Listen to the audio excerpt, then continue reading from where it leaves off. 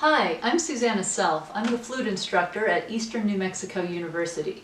Today I'm going to play the 2017 New Mexico All-State Etudes and then do a short lesson on each etude to show you how to prepare them. Hope you enjoy it.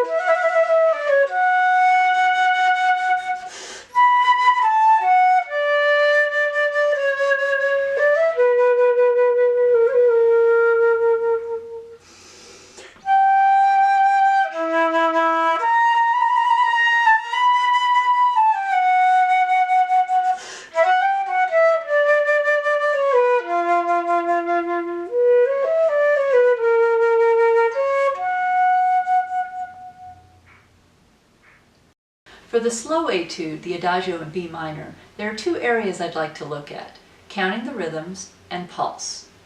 For counting, Anderson uses a lot of dotted rhythms, or 3+1 rhythms.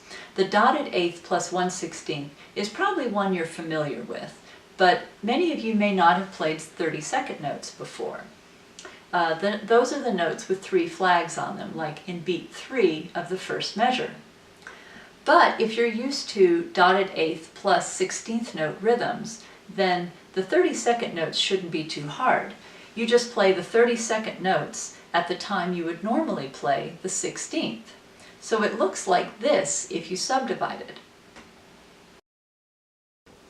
So it sounds like this with the metronome on eighth notes.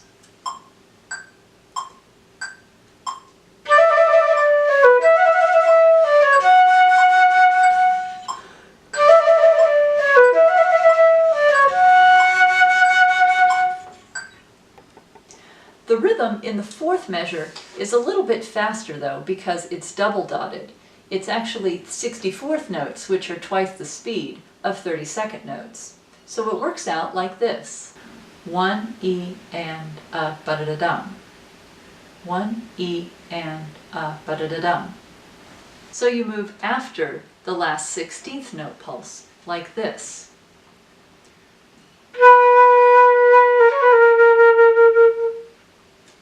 If I put my metronome on 16th notes and take the tempo really slowly, this is how it works out.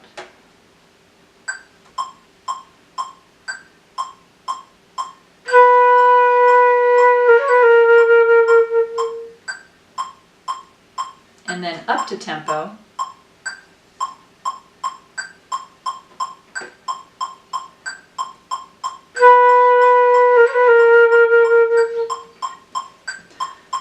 So listen to the difference between the third beat of the third measure and the rhythm in the fourth measure.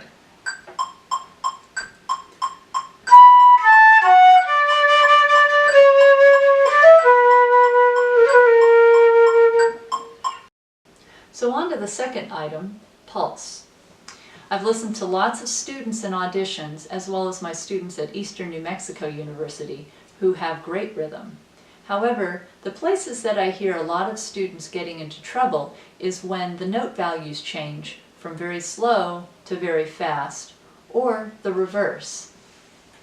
For example, in line 7, we have a lot of 16th note rhythms, and that comes after a line of relatively slower notes. So what I call black note fever is something that we might get when we see a lot of dark notes, a lot of ink on the page, and we end up rushing, or we get nervous and so we slow way down so we make sure we get all the notes. But either way you go, the work that you've done with making hash marks in the music for the big beats and the off beats will help you line up with the metronome. And of course, your metronome really is your best friend in trying to keep a steady pulse for this piece. So if you use it and really listen to the big beats and the off beats so that you line up the notes, you'll see and play with the pulse that you hear. Listen to the example of line 7 with the metronome on eighth notes.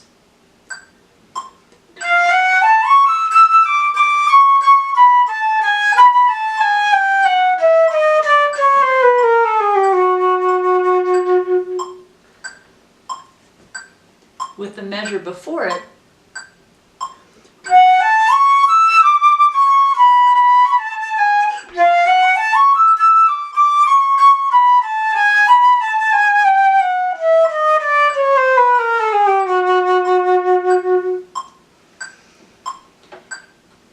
it's not actually that fast, but when you see so many 16th notes at once, it may cause you to want to rush.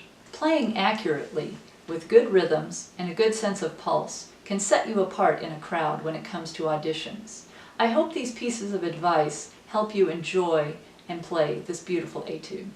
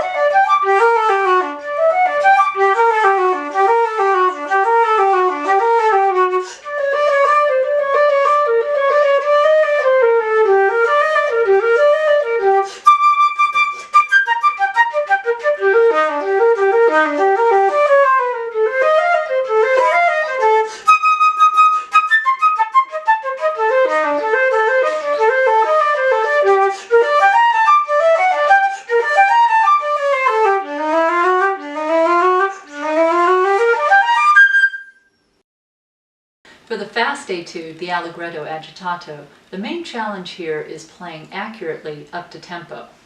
So the tempo is marked 60 to 68 to the dotted quarter, which means it's in 1. And when I'm working up a challenging piece, there's a couple different ways that I like to work on it. The first way, and the most important way, is playing it slowly with a metronome. It may seem boring and it may take a long time, but don't skip this step. It's important that when you're first starting out on a technically difficult piece, only play it as fast as you can play it accurately. So I might start out in 30 to the dotted quarter, which is half the prescribed tempo, with the beat or subdivision on triplets. So it would sound sort of like this.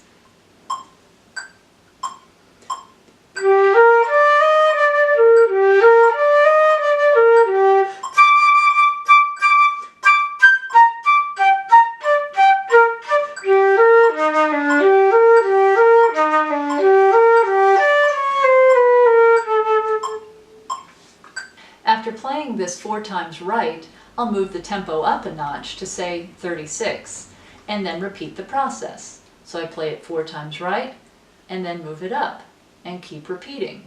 If I come across an area where I make a mistake and it's particularly challenging, then I'll go over that one area slowly until I'm comfortable enough with it to play it at the same tempo as everything else.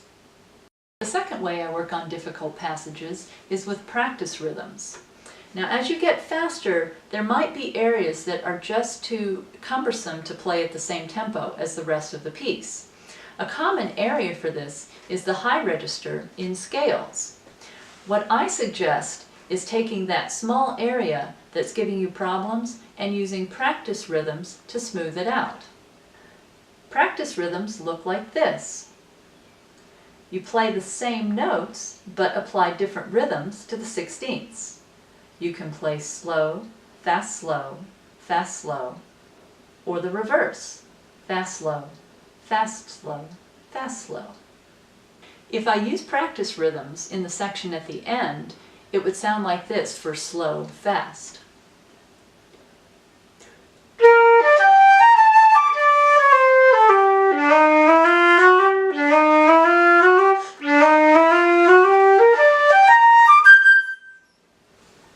And then for fast, slow.